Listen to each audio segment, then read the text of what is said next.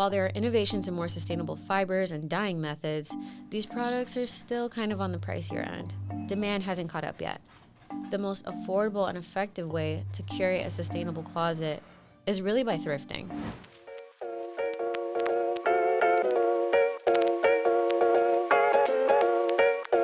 I'm Ryan Frankel, owner of Thrift Vintage Fashion and Thrift Vintage Outlet. So here, everything we get in, it's all American donated clothing. So the way it works is they get so much clothing on a daily basis and can only sell so much of it through their stores. So Goodwill and Salvation Army sell the majority of their donations. Most of it ends up in what we call rag houses. They're basically large warehouses with graders who separate the clothing by style. And most of that gets exported to third world markets. What I do is go into these rag houses and I pick the top trending vintage and secondhand styles. It's really perfectly good clothing. And then on top of that, most of the clothing we sell is like 80s, 90s, and early 2000s. I don't know if you're aware, but most of the clothing manufactured back then was much better quality than what they're making today. Now, it seems like with fast fashion, most of the clothing is made to just be worn for like a season or one cycle. After you wash it and wear it, it's all bent out of shape and most of it gets thrown out because of that. Whereas the clothing that we sell, it will almost last forever.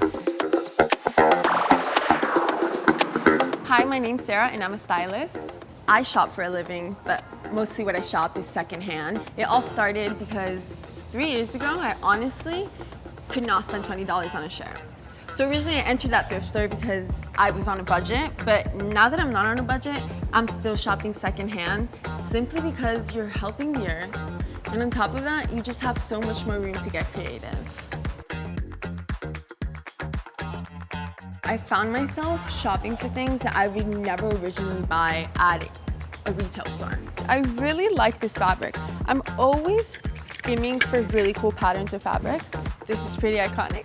It's all about touching it and feeling it, and honestly, spending time looking for an item makes me love the item even more.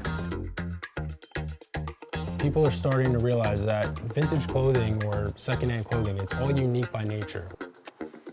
You walk into a mall and unfortunately nowadays, you see a lot of people wearing the same things versus you go to a thrift store and you're probably never gonna find that piece again. So your style ends up being unique.